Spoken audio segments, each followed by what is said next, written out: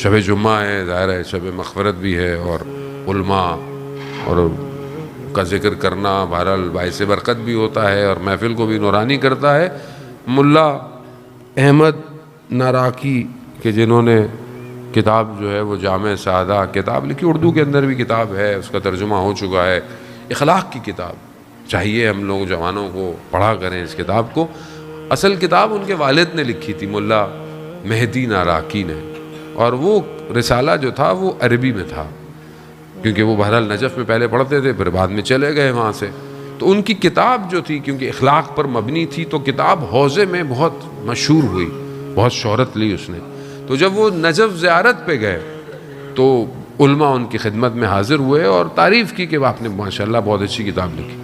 سب لوگ آئے سوائے ایک عالم کے، اور وہ نہیں آیا، اور وہ کون تھے؟ سید مہدی بحر العلوم، کہ جنہیں وقت کے امام نے اپنے سینے سے لگا کر علم منتقل کیا تھا، وہ نہیں آئے۔ تو انہوں نے کہا میں خود جاتا ہوں سید کی خدمت میں اور سید سے میں خود جو ہے وہ مل لیتا ہوں۔ تو لوگوں نے کہا کہ چھوڑیے، وہ کہاں آپ نہیں آ رہے، آپ خود کہا کہ مسئلہ نہیں ہے، بہرحال وہ سید ہیں۔ میں گئے، درس دے رہے تھے، بیٹھے، سلام کیا، درس ختم ہوا، اٹھ کے چلے گئے۔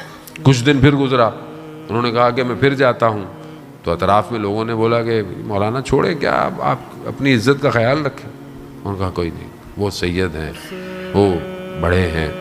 چلے گئے، پھر وہی درس دے رہے تھے، درس ختم ہوا، وہ اٹھ کے چلے گئے، یہ بھی چلے گئے۔ یہ پھر کربلا، کاظمین، سامرا زیارتوں پہ واپس آئے نجف، تو واپس چھوڑ جا رہے تھے پھر نجف سے، تو کہا میں ایک اور دفعہ ان کی خدمت میں حاضر ہوتا ہوں۔ تو لوگوں نے بولا کتنا آپ اپنے نفس کو جو ہے وہ دبائیں گے، شکستہ کریں گے، کہا نہیں۔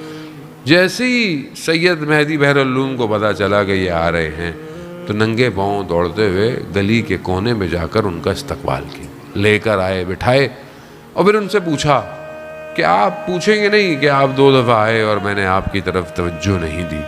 کہا نہیں، مجھے علم نہیں ہے۔ کہا اصل میں دیکھنا چاہتا تھا کہ جو اخلاق کی کتاب آپ نے لکھی ہے